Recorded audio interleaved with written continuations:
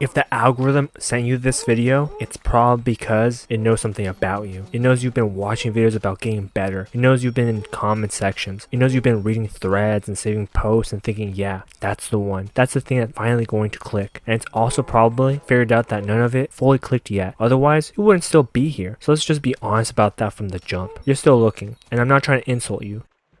That's just where we're standing. And the reason I want to start there instead of just jumping into tips is because I wasted years getting tips before I understood the actual problem. And I don't want that for you. You can go get tips anywhere. This is about something different. This is about the thing underneath all the tips that nobody wants to say out loud, because saying it out loud kind of breaks the model that keeps everyone clicking and buying and coming back for the next video. I was looking for a long time too, not like a few months, years. And I want to tell you something about those years before I get into anything else, because if I don't, you're going to think I'm just another guy who reads some books and is now explaining things to you like I invented them. I didn't invent any of this. I lived it the slow, embarrassing way, which is the only way I actually learned anything. So here's the story. I was the guy at the party, and I mean the rare times I even went to a party, who was kind of watching everything happening from a position slightly outside of it. Not because I was edgy, mysterious, or lone wolf. Not because I was playing it cool. Just because I genuinely did not know how to be in it. I'd stand there with a drink. I wasn't really drinking, and I'd watch some guy across the room who just seemed to have it. You know, that aura. You know, the one that everyone online says you should have or you won't get any girls. Not necessarily the tallest guy or the best looking guy or the loudest guy. Just the one who seemed like he'd already handled something the rest of us were still in the middle of. And I couldn't figure out what the thing was. I thought it was looks. I thought it was money. I thought it was height. I thought it was confidence. Whatever the hell that actually meant. I thought it was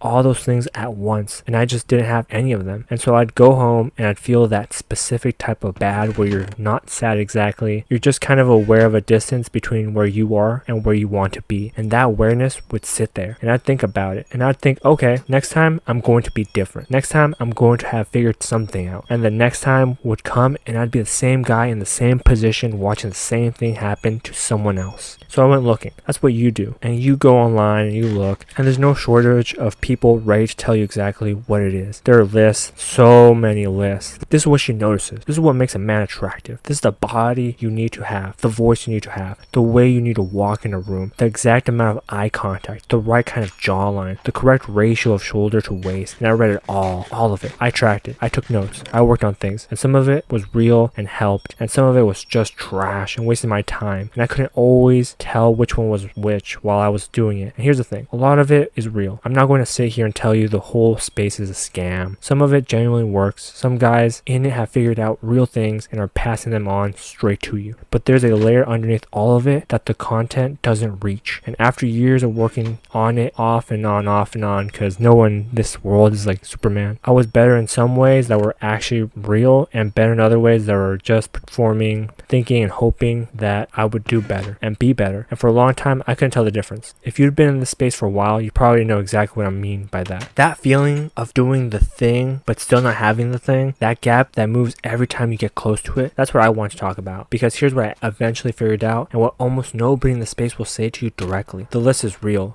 I know, all of it. Height matters, the body matters, the voice, the walk, the way you dress. Women notice things that men convince themselves women don't notice. Why? Because it's more comfortable to believe attraction is random and uncontrollable than to accept it actually responds to real life, which means you're on the hook for it. So yes, the list is accurate. Every guy who posts one of those lists of this is what women are looking at. If you're not trying to improve this, then you're not going to be able to land with any type of girl. That's half true, but what they're really talking about, yeah, you gotta start working on those things. So remember, every guy who posts one of those is basically correct, but accurate and useful are not the same thing. And I think you already feel that even if you haven't put words on it yet. Because if the list fully worked, you'd be done looking, and you're not done looking. So something's missing. You're here, right? For some reason. So here's what's missing. The list describes a guy who's already in that. It's not a checklist you tick off to become him. That sounds like a small difference. It is not a small difference. It's the whole thing. Every quality Every quality on the list comes from somewhere that the list doesn't talk about. Not from genetics, not from luck, not even from discipline the way most guys mean it, which is usually just suffering disguised as a personality. Cold showers, early alarms, doing hard stuff to prove you can do hard stuff, posting about it, watching other people watching you doing hard stuff, while the actual thing underneath stays exactly where it was. I did that for a while. The discipline stuff, the grind aesthetic, and some of it was genuinely useful, and some of it was just me cosplaying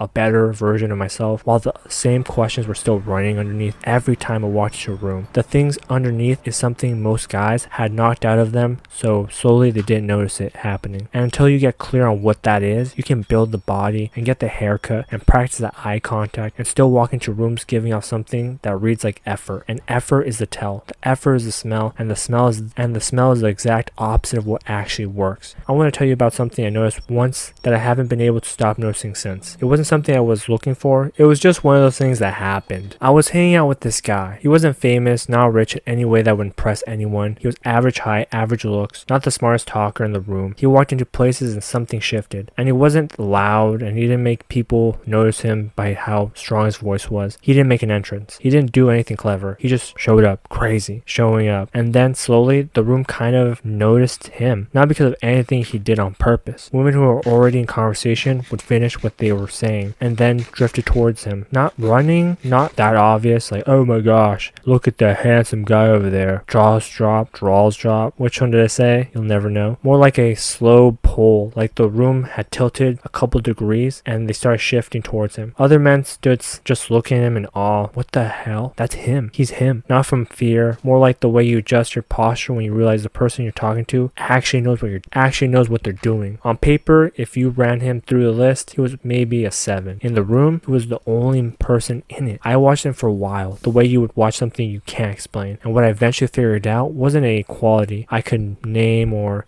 even worse, just copy. It was more like a thing that happened and he just had it. He didn't have the thing that most men are full of without even realizing it. That constant low-level neediness that goes terribly every time. He did have that small invisible wall of men looking at him jealously, and he wasn't doing small adjustments guys make when they feel approval, leaving, slipping their fingertips. You know, when they want to be the funny guy making the jokes and no one really laughs because it's too try-hardy. He wasn't doing any of that. The performance that everyone does, so hopefully they can just relax and get everyone to like them. He wasn't doing. He actually was a funny guy who people liked because he wasn't trying at all. He was being himself, and that's what actually got through. He didn't do any of that performative BS. Not because he was cold or wasn't there mentally. He actually cared about people. You could feel it. He listened like he actually wanted to hear what you were saying. Not like he was running lines in his head while you finished your sentence. He remembers things. He'd bring something back up from an earlier conversation, and you'd realize he actually has been paying attention the whole time. He just wasn't running the question that most men run every single minute in a social situation. Am I being funny? Is this landing? Do people actually like what I'm saying? Am I being charismatic? Do I have rizz? All that dumb stuff wasn't even in his mind, I'm sure. And what was there, you can't even put a name on it, but you could feel it. The second you were around him, everything was different than some other guys. Stillness is the closest word I've got. Not passive, not fully checked out, still. Like he'd already handled whatever everyone else was still in the middle of managing. That question, that constant background noise of, am I enough right now, is the actual problem. That's what the list is trying to fix by stacking up external qualities on top of you, and it cannot be fixed that way. You can renovate the outside of a building with a cracked foundation. Looks like a different building for a while. Doesn't fix what's underneath, determines everything else. And I want to be real with you here. This is the part where most content in this space quietly lies to you in a way that protects the guys writing it more than helping you. The work matters, the body matters, the clothes, the voice, the walk, they all matter. The guy who tells you they don't is usually someone who got those things for free and can afford to pretend they're not relevant. But here's what almost nobody says. The reason those things matter is different from what you've been told. They're not levers you pull to generate a result. They're what comes out of a guy who doesn't need to work. That's a distinction that's almost impossible to put in a list. A man who lifts because he respects what his body can do moves differently than a man who lifts to prove something. The muscle is the same, the effort isn't. She's not reading the muscle, she's reading what's behind it. And the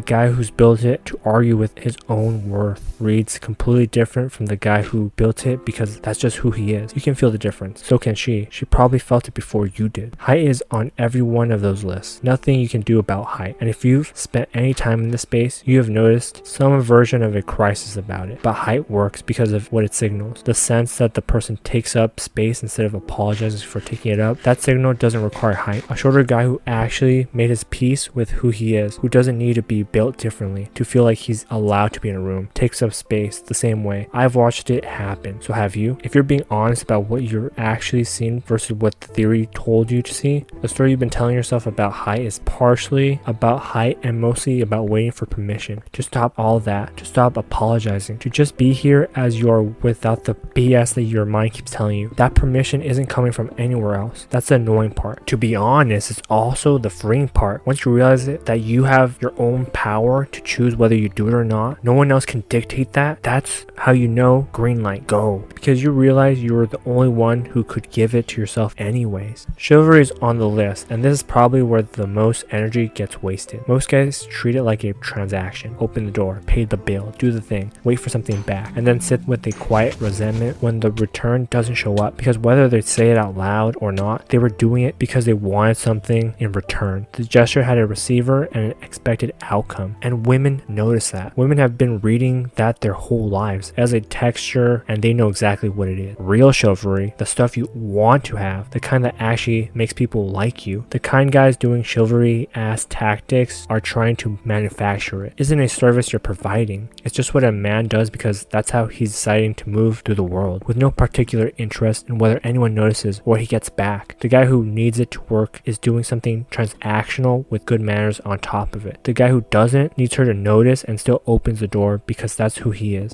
doing something completely different. The behavior looks the same from the outside. What's behind it isn't, and she can feel what's behind it in like 30 seconds. And that is exactly what she likes. Dominance is probably the most misread word in the whole space. Guys hear and think aggression, volume, forcing yourself into the center of things. That's not dominance. That's a guy scared of what?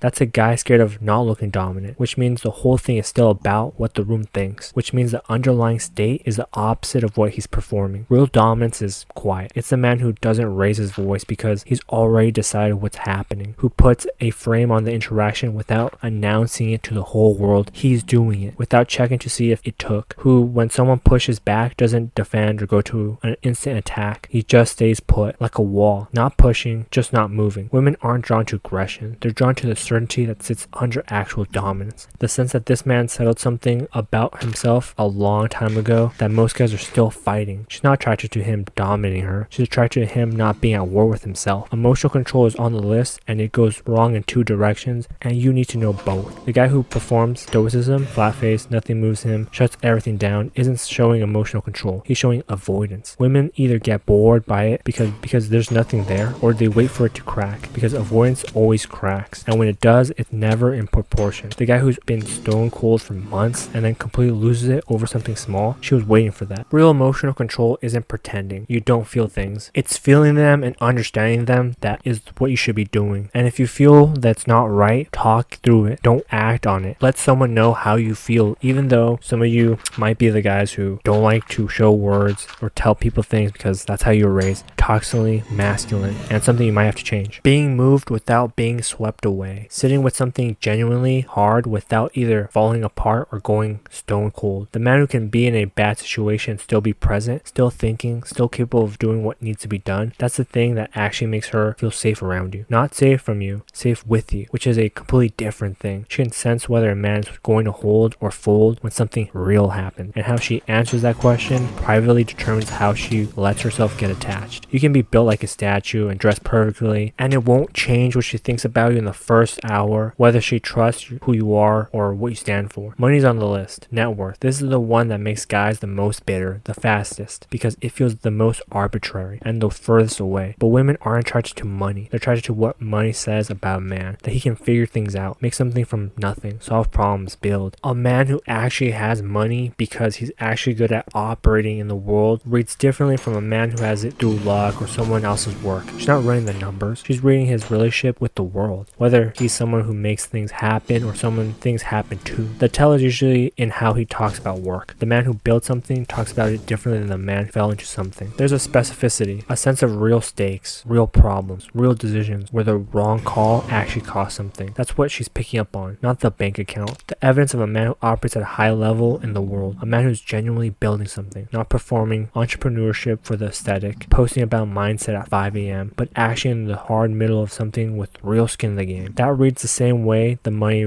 reads eventually, because what she's tracking isn't the current balance, it's whether this man is going somewhere. And a man pointing in a real direction with real momentum is more interesting than a man who arrived somewhere 10 years ago and stopped. Potential to be dangerous is on the list, and it's one most guys are afraid to think about honestly, because everything they've been taught says wanting this is wrong, but it's real. It's not about actual threat, it's about the sense that this man hasn't had every edge sanded off him, that he isn't fully managed, that somewhere in him there's something that doesn't answer to social approval. The fully dominated guy, the one who is agreeable all the way down, who has been so thoroughly shaped by the need to not cause problems that there's nothing left in him that could read as safe in a way that kills attraction. His niceness costs him nothing because there's no alternative. It's not choice, it's just what's left after everything convenient got removed. Women in the presence of a real attraction are often drawn to the feeling that this man's cooperation is chosen, not compelled, that he follows rules because he looks at them and decides to, not because he's frightened of what happens if he doesn't. There's a man in there who could push back, who can draw a line, who could be a problem if he decides to be, and he's choosing not to be. That kindness means something. She chose that because she can sense it realistically being genuine. The man who is gentle because there's nothing else available to him communicates something completely different, and women have been reading that difference since before they even had words for it. This doesn't mean aggression, it doesn't mean being an actual problem, it means not having given away everything that made you specific,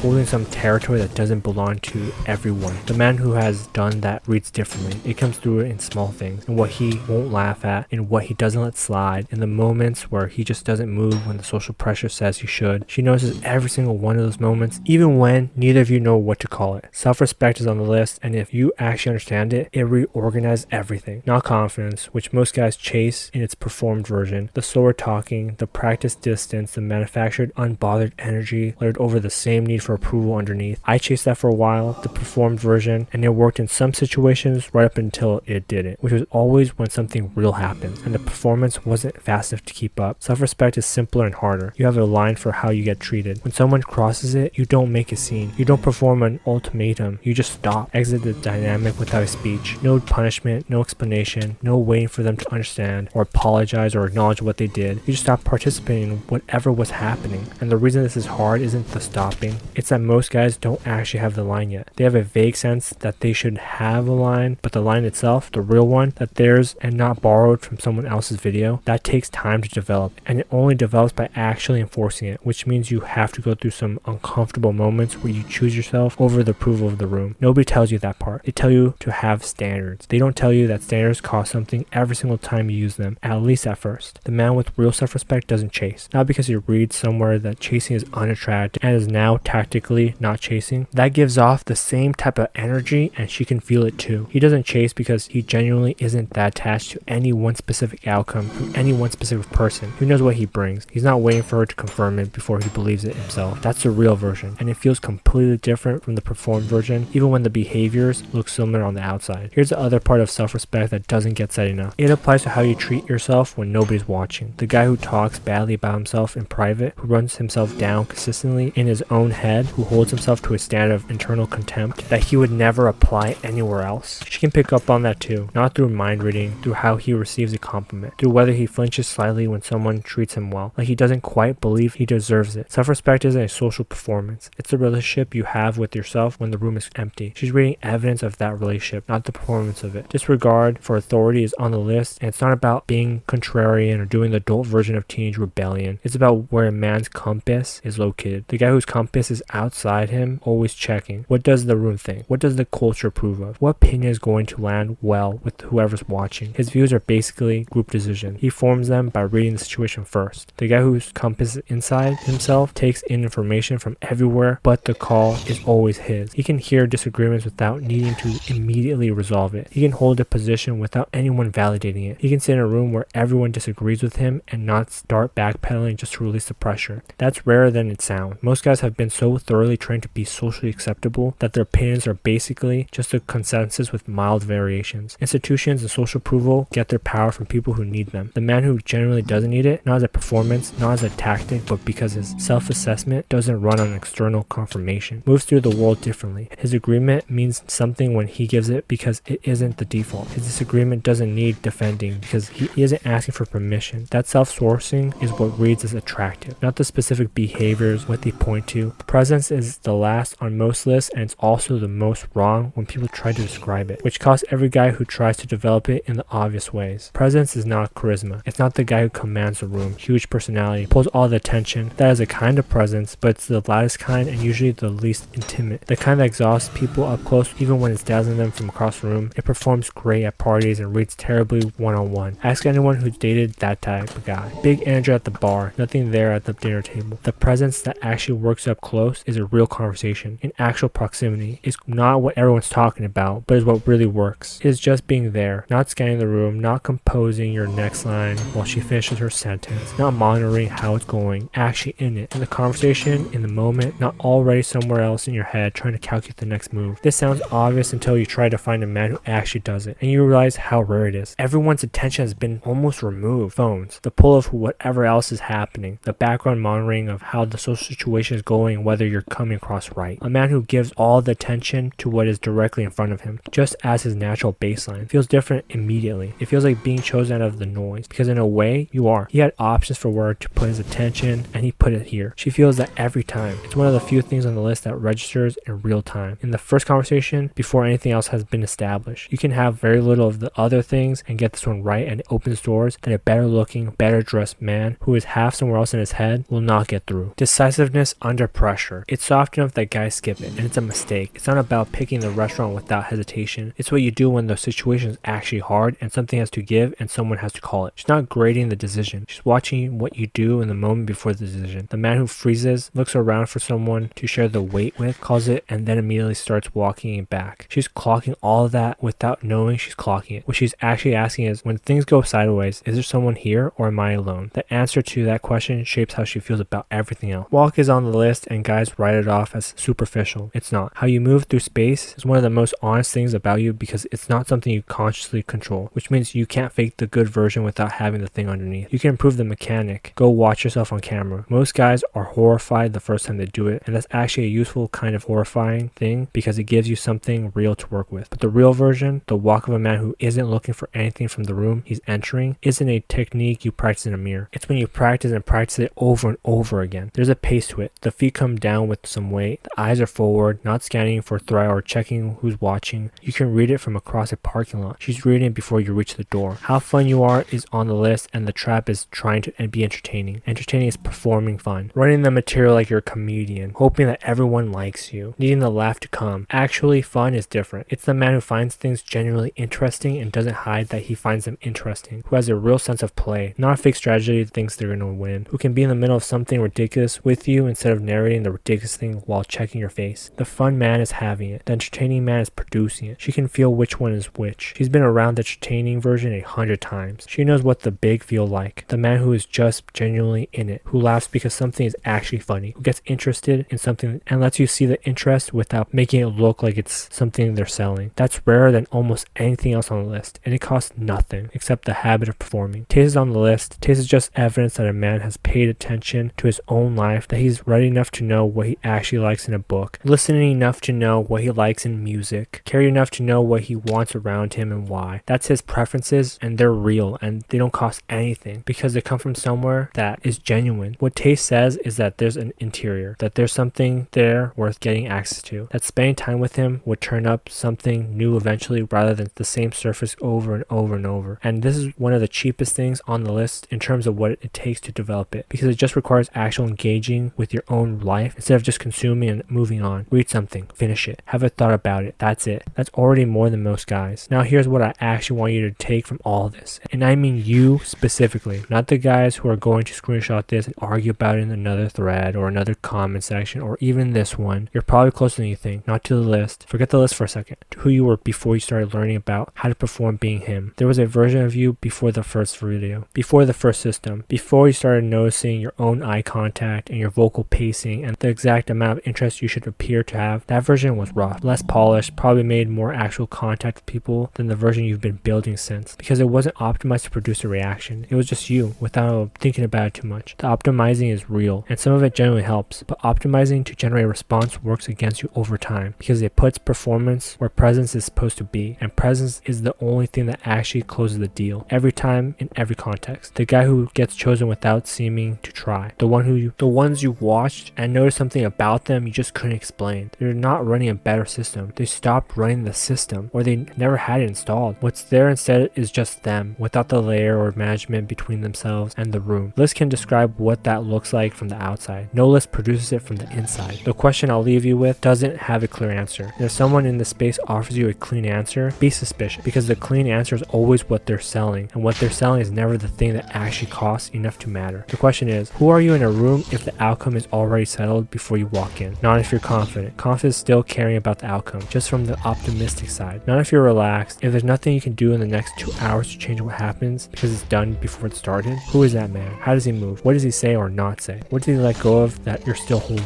Because that man is not something you're building toward. He's not a project. He's not waiting at the far end of it long enough. He's what's there right now when you stop rating the performances. The gap between you and him isn't height or money or muscle or anything on the list. It's the performance itself. The life you live where you're running from yourself and who you want to be because it feels too exposed if you show who you really are is something that you must change. Most men never figure that out. They add more to the performance instead. Better clothes, better lines, more approaches, more data. They get sharper at something that will always feel like almost enough because it's pointed the wrong way. The list grows. Some numbers improve. Some things get genuinely better. Underneath, the thing that stays exactly where it was, because the thing underneath is not a skill gap. It's not like your body fat percentage responding to your diet. You can't really correlate it the same way. It's a relationship to yourself that either got settled or didn't, and no amount of addition to the performance touches it. You can only get there by subtraction, by pulling away the layers of management between yourself and the room, one by one, until what's left is just you, without the cover, without the performance, without the program running in the background, checking whether you're enough. That version of you is more interesting than anything these lists can even tell you. She's been waiting to meet you, so have you? You don't have to do that. That's not a pep talk. It's just what's true. The man you've been watching since you were a teenager, the one the room recognizes itself around, the one woman described in a way that makes other men confused because the description never quite matches the checklist. He is not a better version of the performance you've been running. He's what's left when you stop running it. He exists right now, not the end of a long enough plan. Right now, underneath everything you've layered on top to make yourself more acceptable. And the only thing actually standing between you and that is how long you keep choosing the performance over the thing it's covering. That's what the original list can't give you. Not because it's wrong, because the list can only show you the outside of something. The inside is the whole conversation. Always was. The list points at the man. It can't make him. Getting the distinction clear in your head, really clear, not just a concept, but how you actually operate day to day. It's how you walk into a room, in what you're looking for when you look at yourself. That's where the work starts that produces something no list will ever show you or tell you. You can do both. Improve the outside and do the inside work. There's no conflict, but only one of them changes the thing you're actually trying to change. The other thing just changes how you look while the thing stays exactly where it was. You've always known which is which. That's why you're still reading. And if you go this far, you already care much more than most. That already puts you somewhere different, but pointed in the right direction, which is the only thing that actually matters at this moment, at the start. Go do something with it. Not tomorrow, now. One thing. That's all. Just one